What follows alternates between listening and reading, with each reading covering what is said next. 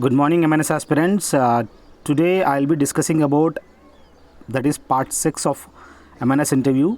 I had already discussed up to part 5. Please have a look in the playlist. You will find various parts of defense as well as MNS interviews. So have a look. So let us see what exactly it has been given in the playlist. As you can see, myself Sandeep Kumar Reddy from Ingenious Competitive Training Academy. And I request you guys to have a look in the playlist where you will find near about 1200 plus videos. So let us see what exactly the slides have been given. What motivates you to join in MNS? As we are aware that this is the best question they will be asked in exams, like in the interview. So what is the reason behind and what exactly that motivates you to join in this MNS? As you can see, it is to deal with the diagnosed and see them with the good results post treatment. As we are aware that whoever the patient will come with the problem and they will go with the good health. It is good to train the juniors and get trained from the seniors, such as working in a big organization. So we knew this is one of the greatest organization in which you will have the juniors as well as the seniors, from where you will take training and you also give the training to the juniors. Working well as a part of team, yeah, this is one thing. The whole organization is a team and you help the doctors in curing this patients. So one of the biggest organization जो आपको पता होनी चाहिए. और ये healthy work culture and we can care the sick and own too, ऐसा environment आपको मिलेगा. एक हेल्दी वर्क कल्चर वहाँ पे आपको देखने को मिलेगा. अपने आप को काफ़ी हाइजीनिक रखोगे और साथ में अगर कोई बीमार है उनको केयर करोगे, साथ साथ अपना खुद का भी ख्याल रखोगे. It is a privilege we get recognised from the service given towards the nation and people. आप लोग जितना अच्छा सर्विस करोगे आपको वहाँ पे उतना ही रिकमेंडेशंस आपको मिलता है और साथ में प्रमोशन के अलावा आपको commendations and every in all aspects आपको रिकग्नाइज किया जाएगा. Even there are various MNS aspirants who has got even good medals from them. And next we have what are the consequences facing by the poor during the COVID-19. ऐसे सवाल है जो आपसे पूछा जाएगा क्या क्या consequences आपको देखने को मिला है during the COVID-19. ये आपको पता होनी चाहिए. Not only medical side, you have to be all around. आपको सब कुछ पता होनी चाहिए. ऐसे जो गरीब लोग हैं क्या उनकी मैक्सिमम ये प्रॉब्लम हुई थी इस कोविड सिचुएशन में, ये एक जनरल सवाल है. अगर आपसे पूछा जाए आपको बताना बहुत ज़रूरी है. देखिए, लैक ऑफ लेबर, जो भी लेबर्स है आप सब के सब माइग्रेट चले गए, दूसरी जगह चले गए और उनकी पूरा जितना भी रोज़गार था वो सब ख़त्म हो गया और कंस्ट्रक्शन फील्ड वगैरह सब बंद हो चुका है. जहाँ पे जो भी माइग्रेशन हुआ सब अपनी अपनी गांव चले गए और अपने गांव में जो भी बचा कुचा उस चीज़ को वो लोग खा रहे हैं और जी रहे हैं.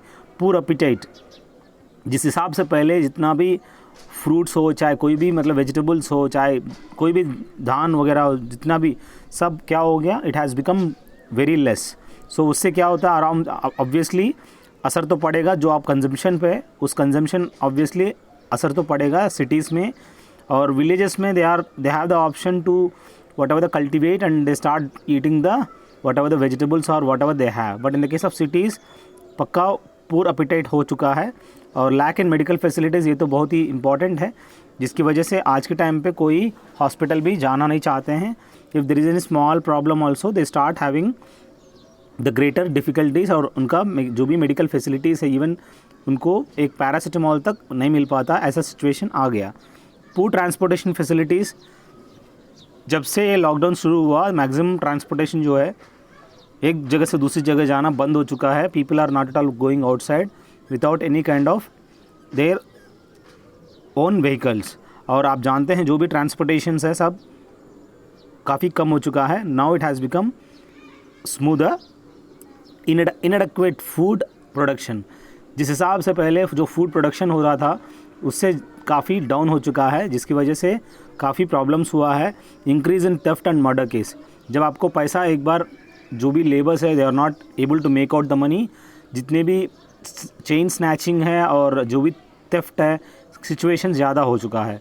सो जो भी बंदे इस हिसाब से इसकी वजह से because of this pandemic situation जिनके पास कोई पैसा नहीं, they started looting the people. और ये आज सबसे बड़ा एक प्रॉब्लम है और हर एक इंसान को अपना अपना ख्याल रखना चाहिए, किसी को आप मौका नहीं देना चाहिए। अगर आपकी गाड़ी भी अगर बाहर है तो आपको गाड़ी भी गायब हो जाएगा सुबह तक। सो ये आप लोगों को मैक्सिमम जितना हो सकता है उतना आप केयर करके उसको आप प्रोटेक्ट करने की कोशिश करिए। थेफ्ट और मर्डर केसेस ज़्यादा हो चुका है, इसकी वजह से इंक्रीज़ इन अनएम्प्लॉयमेंट, काफ़ी ज़्यादा अनएम्प्लॉयमेंट हो चुका है, लोगों की बेरोज़गार हो गए हैं लोग, क्योंकि काफ़ी इंडस्ट्रीज चलना बंद हो चुका है। सो लोग जो है पूरा गांव आ चुके हैं और जो भी इंडस्ट्रीज़ में काम करते थे उनकी काफ़ी मशीनरी वगैरह ख़राब हो चुका है, और क्योंकि वो लॉन्ग ऐसे रोकने की वजह से अब डैमेज ऑफ मशीनरी इतना हो चुका है कि जिसका कोई तुलना नहीं है। आप लोगों को जो भी मशीनरी है वो कंटिन्यूस अगर काम करता है तो सही रहता है, अगर वो एक बार बंद हो जाता है काफ़ी प्रॉब्लम हो सकता है, आपको मशीनरी को रिप्लेस करना होता है। सो ऐसे काफ़ी इंडस्ट्रीज़ है जिस पे काफ़ी ज़्यादा असर पड़ा है। Impurity, less quality in food leads to various health problems. हम जानते हैं जब प्रोडक्शन बंद हो जाएगा तो इम्प्योरिटी ज़्यादा बढ़ जाता है, क्योंकि उस इम्प्योरिटी जब बढ़ता है, आप इवन एक शुगर ले लो, शुगर के अंदर भी आप काफ़ी इम्प्योरिटीज़ आजकल आ चुका है, पहले जैसे ये शुगर इतना मीठा नहीं है।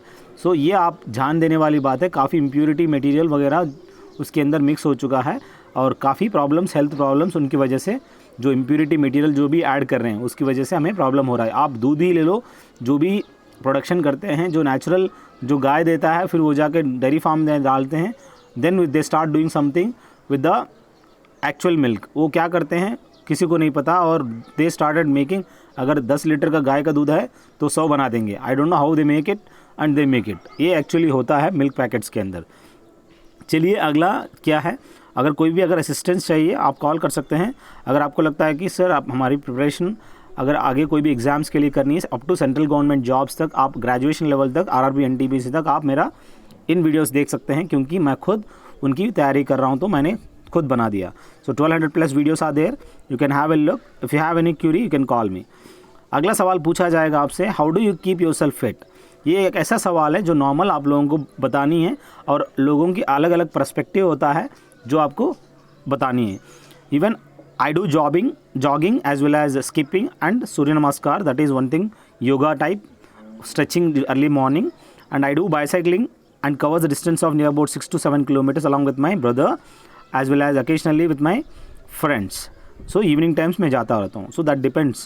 I help my mom in her daily chores in keeping the house spick and span. अब बात आता है, I play badminton along with my brother and father, that makes me fit and fiddle. ये ऐसा चीज़ है जैसे कि आप जो भी सेंटेंस आप बता रहे हैं, फिट एंड फिडल क्या होता है, to be strong, it like ऐसे कुछ सिचुएशन आप वहाँ पे डालिए जिससे आप लगे कि हाँ she is good at grammar as well, उनको लगना चाहिए। इस हिसाब से आप लोग अपना सेंटेंस को फ्रेम करिए, बहुत ही इंपॉर्टेंट है। एज ए अगर आप लड़कियाँ हो सकता है ठीक है, काफ़ी लोग जॉगिंग करते हैं, स्किपिंग भी करते हैं, सूर्य नमस्कार भी करते हैं, कुछ लड़कियां साइकिलिंग भी करते हैं, और इसको बहुत ही अपना निजी ज़िंदगी में आपको अपने आप को रखना ज़रूरी है। और आपको कुछ डिस्टेंस तक तैयार करनी है अपने दोस्तों के साथ या अपनी पेरेंट्स के साथ, किसी के साथ भी आप जा सकते हैं, बहुत ही इंपॉर्टेंट है। और घर में आप झाड़ू मारना हो, चाहे कोई भी छोटे छोटे काम हो, आप अपना करने से क्या होता है, अपने आप को फ्लेक्सिबल रख सकते हो।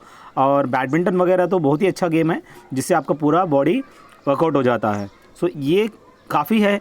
जैसे कि कोई स्केटिंग करते हैं, even at the age of 30 मैं खुद नेवी नगर के अंदर मैंने खुद स्केटिंग सीखा। साथ में होवरबोर्ड होता है, जो कि जानते हैं होवरबोर्ड, इलेक्ट्रिक होवरबोर्ड, उसमें भी आप कर सकते हैं। एक एडवेंचर एक्टिविटीज़ है, काफ़ी आप लोग करना बहुत ज़रूरी है, क्योंकि इस अभी नहीं करोगे तो फिर कब करोगे। तो बेहतर है कि अपने आप को कुछ अलग अलग स्पोर्ट्स अपने आप को इम्बाइब करिए, जिससे आपको आगे काफ़ी अपना बच्चों के साथ या कहीं भी आपको करना हो, आपको काफ़ी हेल्पफुल रहेंगे अपने बच्चों को। सो बहुत ही इंपॉर्टेंट है। साइकिलिंग तो छोटी चीज़ है, बाकी आप लोग छोटी छोटी चीज़ें आप लोग सीखना ज़रूरी है। अगर इस उम्र में अगर नहीं कर सकते हो तो फिर आफ्टर 30 आप नहीं कर सकते हैं, बहुत मुश्किल पड़ेगा। चलिए अगला क्या है, हाउ वाज योर स्टे। जैसे कि वहाँ जाएंगे, आप पूछेंगे जो भी यहाँ पे आया हो नया जगह, वो आपसे पूछा जाएगा कैसा यहाँ पे जगह, आप कैसे, हाउ वाज योर स्टे, और कैसा कोई प्रॉब्लम तो नहीं हुआ। तो आप पूछेंगे then it was nice and the climate is good without pollution, we knew that. अगर आपको जहाँ भी जाएंगे अगर लग रहा है कि आपको sir climate is good and there is no pollution at all, it's very nice place and the food outside was delicious and whatever the taste and all, it was delicious and the distance and transportation facilities are feasible. जो भी जहाँ से मैंने lodging किया वहाँ से लेके यहाँ तक जो भी डिस्टेंस है, साथ साथ जो भी ट्रांसपोर्टेशन फैसिलिटीज़ है काफ़ी अच्छा है।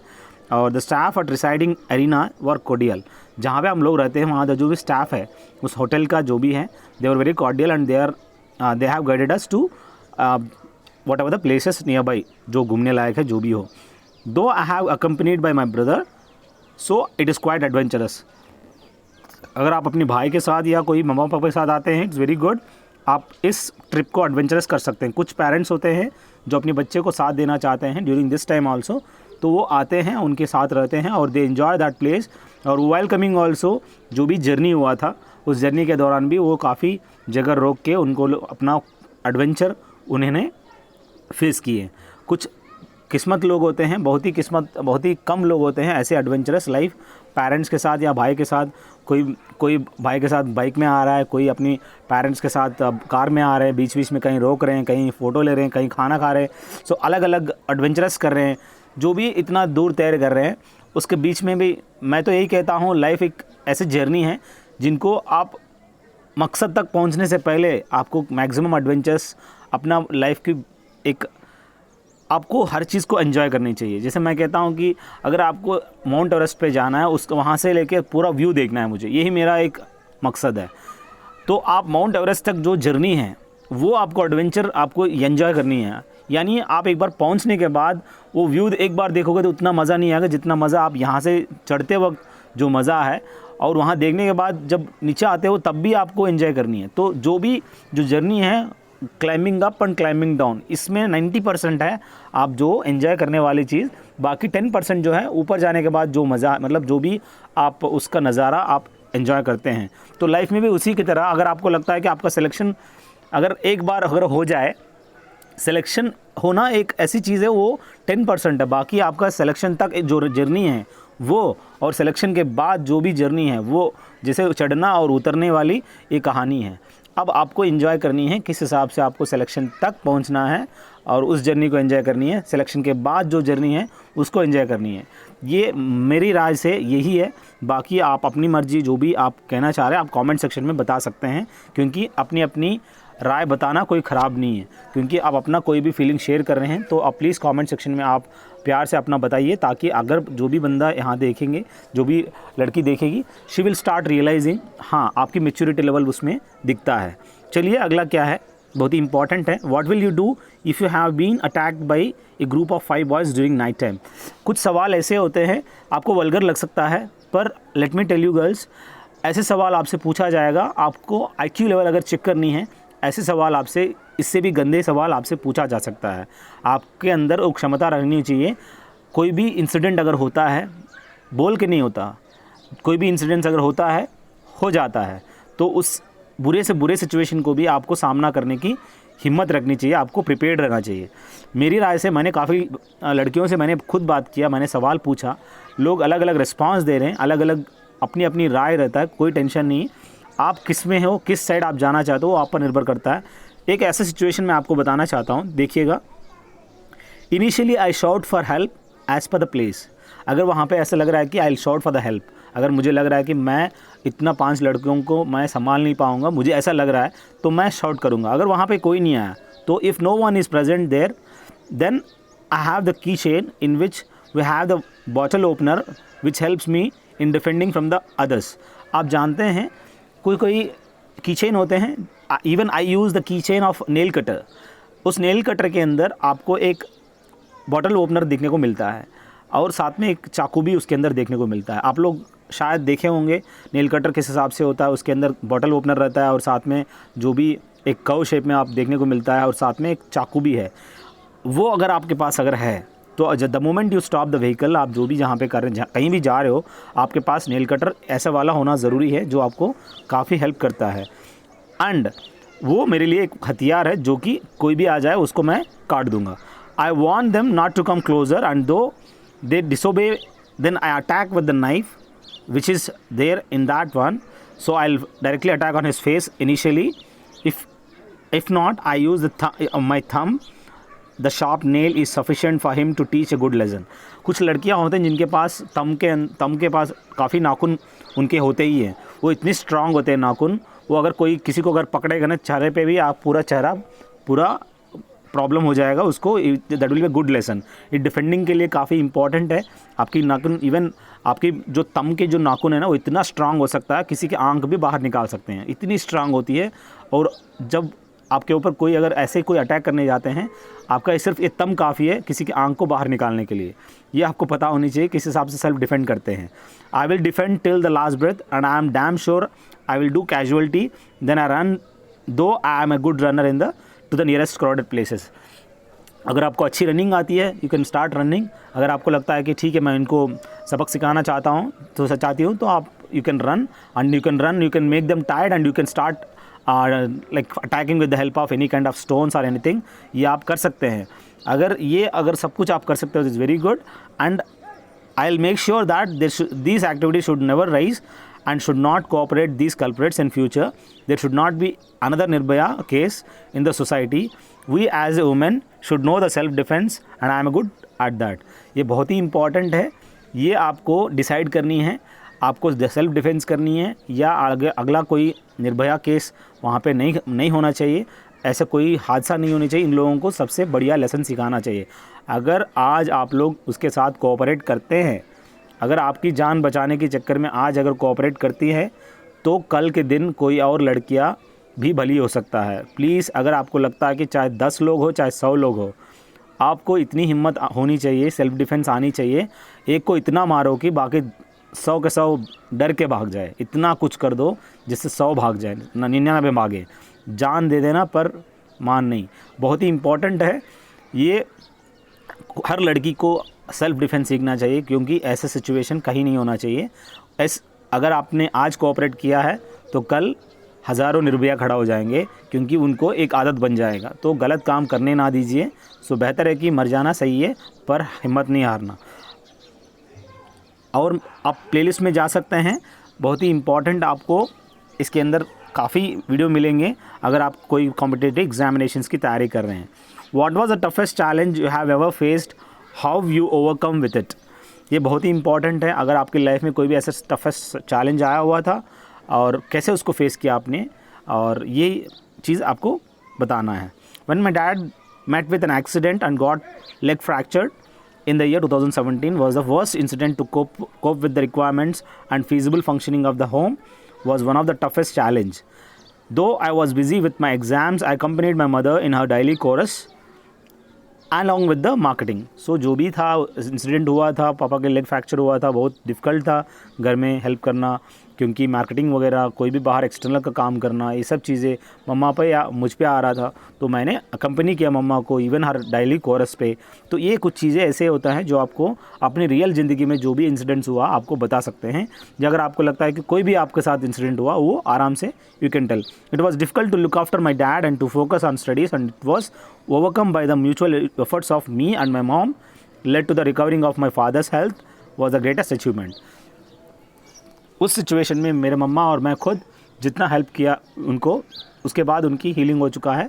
That was one of the greatest achievement towards जो भी उनकी हीलिंग के प्रति, और हम दोनों ने मेहनत किया और उसका फल भी हमने लिया। और that was the best incident और that was the toughest incident, और हम लोग दोनों मिलकर ओवरकम किया। ये आपको ऐसे इंसिडेंट अपनी वहाँ पे बताना है जिससे कि लगे कि हाँ यार, this is something optimistic and one of the best answers. उनसे इससे ज़्यादा उम्मीद नहीं करते हैं। ये ऐसे सवाल आपके पास प्रिपेयर्ड होनी चाहिए, ताकि वहाँ जाने के बाद अगर ऐसे सवाल पूछते हैं same time speak and span में आपको आनी चाहिए। How do you define success and how do you measure up to your own definition. This is one thing you have to remember. यहाँ पे काफ़ी इंपॉर्टेंट होता है अपना सक्सेस को किस हिसाब से आप लोग बताते हैं, उसका डेफिनेशन क्या है। ये छोटी सी एक झलक है, बहुत ही इंपॉर्टेंट। आपने ऐसे काफ़ी मूवीज़ में भी देखा हो, success is not it's not an ending, it's a journey, so it's a beginning, जो भी कहते हैं। और दे आर वेरियस सिचुएशंस। चलिए आज मैं थोड़ा सा हम बता देते हैं। Success is that being independent in society. हाँ, ऑब्वियसली अगर आप अपने पैरों पे खड़ा हो जाता हो, being independent, that is a success. Success is that to free the parents from financial expenses and to care them till the last breath. वो ऐसा चीज़ है जो आपको एक रिस्पॉन्सिबल जॉब है। आप अपने पेरेंट्स को फिनेंशियल बर्डन ख़त्म कर देने चाहिए। आप अपने आप इंडिपेंडेंट रह के और उनकी सेवा करनी चाहिए till the last breath. Success is that when we have the amicable relationship with one and all, सबके साथ आप अपना प्यार बढ़ाओ, प्यार बांटो, ये अमिकेबल रिलेशनशिप होना चाहिए। सबसे झगड़ा करोगे तो कोई फ़ायदा नहीं है, आपका हेल्थ खो बैठोगे। Success is that you do what you want to do in life. आपको अपनी मर्ज़ी से करने वाली लोग होते हैं, ज़िंदगी घिसते रहते हैं, ऐसा नहीं है। अपनी लाइफ को एंजॉय करनी है, जो आपको पसंद है वो काम करिए, उसको उसी को सक्सेस कहते हैं। जिस पे आप मन लगता है वो करिए, आप जिसमें मन नहीं है वो आप ज़बरदस्ती कर रहे हो तो वो सक्सेस नहीं है, वो आप बस लाइफ जी रहे हो। And success is that you should help others by any means, should be useful to society. Success वो चीज़ है, एक दूसरे की कदर करनी चाहिए, मानव सेवा माधव सेवा। इट मीन्स आदमी की इंसान को हेल्प करनी चाहिए। और आप इस ज़िंदगी में एक ज़िंदगी आपको मिला है, आपको सोसाइटी के प्रति कुछ ना कुछ आपको दे के जाना है। अगर आपको अपनी लाइफ में कुछ ऐसे कुछ करना चाहते हैं जो सोसाइटी के प्रति आपको लाइफ टाइम रिमेम्बरेंस, काफ़ी लोगों को फ़ायदा हो, ऐसा कोई काम करना चाहता है, आप लोग डिसाइड करिए। Success is the one which give satisfaction post actions. Success वो चीज़ है, आप कोई भी काम करो, उस काम करने के बाद आपको सेल्फ सेटिस्फैक्शन होनी चाहिए। आपको ऐसा नहीं लगना चाहिए कि आपने गलत किया, आपको वो चीज़ें आपको सोचनी चाहिए। अगर आपने कोई गलती भी किया है तो आप माफ़ करने की क्षमता होनी चाहिए। और अगर आपने किसी ने गलती किया, क्षमा करने की क्षमता भी आपके अंदर होनी चाहिए। अगर आपके अंदर ये दोनों नहीं है, I am very sorry, you will be on to your point only. मैं जो पकड़ा उस, क्या बोलते हैं उसको, मैंने जो पकड़ा उस रैबिट को 3 ही पाँव है, बाकी आप समझे जो भी है। What do you think about abortion? ये एक ऐसा सवाल है जो concerning to your relation, concerning to your profession, जो आपको पता होनी चाहिए।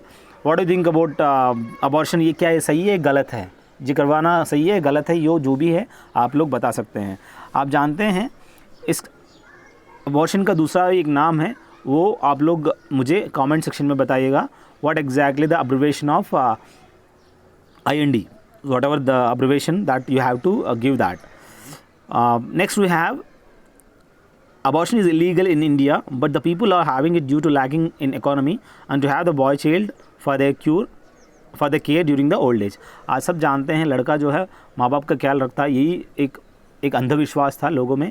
और लोग पैसा जो है मतलब दहेज देना ये सब नहीं हो पाता था और लड़कियां चली जाती थी। तो ऐसे हवाएं थे, काफ़ी प्रॉब्लम चल रहा था जिसकी वजह से लड़कियों को मार दिया जाता था। और ये one of the bad incident कह सकते हैं। उस इंसिडेंट आप आज भी काफ़ी अनपढ़ पेरेंट्स जो है, इवन पढ़े लिखे भी आजकल जनरेशन गैप के चक्कर में ये अबॉर्शन करते ही जा रहे हैं। और ये जो भी अबॉर्शन हो रहा है, because of one of the reason is they want the gap between first child and second child. ये आजकल हादसा हो रहे हैं और this is the wrong to have. Instead we can be cautious prior having physical relations by using the pills and other measures like family planning measures. ये आपको पहले ही सोचना चाहिए before having the physical relationship. अगर आपको unnecessary एक बार होने के बाद आप पछताने के बजाय आप बेहतर है कि उससे पहले ही आप जो भी फिजिकल रिलेशनशिप करते हैं उससे पहले आपको प्रिकॉशनरी मेजर्स लेके आपको करनी चाहिए। जो भी फैमिली प्लानिंग मेजर्स होते हैं उसको आप अडॉप्ट करनी चाहिए, लाइक प्रॉपर्टी और whatever you have you can go for it. And doctors are bound to have those acts. आजकल जितने भी डॉक्टर्स हैं उनको पूरा बताया गया है कि you will not involve in any kind of this and you will be bound to not to do this activities. तो उनको ऐसे करवाया गया है। It is being treated as murder if you do that. वो एक मर्डर माना जाता है अगर वो काम करने से। तो ये काफ़ी रिस्ट्रिक्शंस दिया गया है, ये चीज़ें नहीं करना है। We should know that leave before you step. तो हम लोगों को पता होनी चाहिए we have to leave before you step. एक काम गलत काम करने से अच्छा है आप लोग प्रिकॉशन लेना बहुत ज़रूरी है। Any questions you would like to ask or want to know anything? ये एक ऐसा चीज़ है, आपसे सवाल पूछा जाएगा। क्या आप कोई सवाल पूछना चाहते हैं इस इंटरव्यू बोर्ड में? तो हमारे साथ कोई भी अगर शेयर करना चाहते हैं तो एक ऐसा सवाल एक लड़की ने हमसे पूछा है, हम वो सवाल आपके सामने रखे हैं। Why my parents have not been given the privileges of the officer though he served in the defence, he is no more dependent. आप जानते हैं डिपेंडेंट्स वो होते हैं जो कि काफ़ी जैसे कि डिफेंस फोर्स में रहते हैं, उनकी पेंशन वगैरह मिलता है, उनका काफ़ी प्रिविलेजेस भी है। अब उनको they are no more dependents for the military nursing service. जो भी ऑफिसर्स है उनको वो प्रिविलेजेस नहीं दिया जाएगा जो भी ऑफिसर्स के प्रिविलेज हैं। अगर आप चाहो तो आप अपने पेरेंट्स से डिस्कस कर सकते हैं। ये एक ऐसा चीज़ है जो कि अगर आपका पापा कोई बिजनेसमैन है, अगर कोई ऑर्गेनाइजेशन में से नॉर्मल लेबर का काम कर रहा है तो भी उनको ये प्रिविलेज दिया जाएगा. Then how best I can give the privileges to them for the best treatment in military hospitals. ये एक ऐसा चीज़ है जो कि आपको याद रखने वाली चीज़, ये आपको सवाल पूछने वाली सवाल, ये एक कदम बहुत ही ज़रूरी है क्योंकि हर बच्ची चाहती है अपने पेरेंट्स को अच्छे से अच्छा प्रिविलेज दे सके. वो अब डिपेंडेंस नहीं रहा तो उनको किस हिसाब से आप ट्रीट कर सकते हैं, आप अपना सवाल खुद ही पूछ लीजिए. अगला जो है, how much pocket money do you get, कितना पॉकेट मनी आपको मिलता है. जैसे कि my dad puts the hard cash in the piggy bank for about 1000 rupees approximately per month, and whenever there is requirement for my expenditure I use to take from the, and in the case of bank he deposits 20,000 in my bank account from which I can do any online or offline shopping per year besides my father shopping towards me. So अपना इसके अलावा मेरे पापा जो 20,000 रुपया जो है मेरे बैंक में डालता है ताकि मैं अपना जो भी ATM कार्ड है उसको यूज़ कर सकूं अर्जेंसी में, और उसके अलावा पिगी बैंक भी मेरा ऑलरेडी हाई. सो पापा मम्मा भी जो भी शॉपिंग कराते हैं उसके अलावा इतना पैसा हमें देते हैं. तो ये आप बता सकते हैं, अपनी मर्जी है. Tell me your favourite teacher and why, ये बहुत ही इंपॉर्टेंट है. आपको फेवरेट टीचर के बारे में बताइए. My favourite teacher is Bhagyalakshmi ma'am who guides me and clears the doubts in all the subjects and she is also use helpful in helping in the projects. मेरा खुद का प्रोजेक्ट जितने भी हैं उन्होंने काफ़ी हेल्प किया है. She is the best because she organise the tour to various places every year and we had a lot of fun during that. She was the one of the good initiator to ऐसे tours वगैरह conduct करती है और काफ़ी help करती है. Educational tour हो या साइंटिफिक मॉन्यूमेंटल जो भी है, टेम्पल रिलेटेड कुछ भी हो, वो एडवेंचरस हो, सब कुछ वो ऑर्गेनाइज करती है, इसलिए मुझे अच्छा लगता है. She also helps in the participation of cultural activities and train us towards the dancing, drama and self defence activities. ऐसा चीज़ है आज के टाइम पे जो भी कल्चरल एक्टिविटीज़ है और साथ में वो ट्रेन करती है हमें डांसिंग सिखाना और साथ में ड्रामा वगैरह स्किट करना, माइक कंट्रोलर्स होता है और सेल्फ डिफेंस एक्टिविटीज़ जो भी होता है वो काफ़ी हेल्प करती है हम लोगों को ये सब चीज़ों में इन्वॉल्व करने के लिए, इसलिए मुझे वो अच्छा लगता है. She is the good teacher among all. So आप ऐसे कह सकते हो. Tell me about the digital media, how it benefits you. आप तो सब जानते हैं डिजिटल मीडिया के बारे में अगर बताने के लिए बोलता है, digital media play A pivotal role in present situation. We have the PDA, that is personal digital assistants, that is mobile in your hands and which is the helpful device to travel to the new places, to book flight or to do online shopping and payment too. So one of the best ये PDA यानी mobile जो है काफ़ी important है. कहीं भी जाते हो, ट्रैवल करते हो, आपका गूगल मैप है, साथ में आपको बुक करना है और फ्लाइट बुक करना है, कुछ भी ऑनलाइन शॉपिंग करनी है, किसी को पेमेंट करनी है, एक बहुत ही आपके लिए ईजीली हैंडी हो गया. If we take the YouTube channel is one of the best educational app ever in which it is a panacea for everything to learn and helps you to prepare for any exams, cure for your health cure and even for cooking too. आपको एक YouTube ऐसा channel है जहाँ पे आपको हर चीज़ का solution है, हर चीज़ का आपको तोड़ है, तो आपको you will find everything in that. आप कोई भी सर्च करोगे आपको मिल जाएगा, उस पर बना हुआ है. So people are making it and even earning from the YouTube. Technology is one of the greatest invention by the human. ये बहुत ही बड़ा इन्वेंशन है. अपना टेक्नोलॉजी को किस हिसाब से इफेक्टिवली यूज़ करने का एक सही तरीका है जो आपको याद रखना चाहिए. Such a nice technology is the best invention कह सकते हो ह्यूमन का. So that's it girls, this are all a few activities I had been given and I hope जो भी सवाल पूछा गया, अगर आपका अपना कोई भी अगर सजेशंस है आप मुझे मैसेज कर सकते हैं. Feel free to message and what are the discussed having the telephonic conversation with you one and all. अगर आपको लगता है कि whatever the suggestion has been given by me, you can directly take your own decision whatever you want. From my side I want you guys to work out. और जो भी मैंने suggestion दिया था, जो भी आपको लग रहा है कि सही है, आप मुझे कमेंट सेक्शन में कर सकते हैं. अगर आपको लगता है कि sir you had discuss this and why this is, you can directly call me and you can conclude it. Thank you. Have a good day. Have a great girls and prepare well. If you want 20,000 PDF of GK and GS, you can call me. Thank you.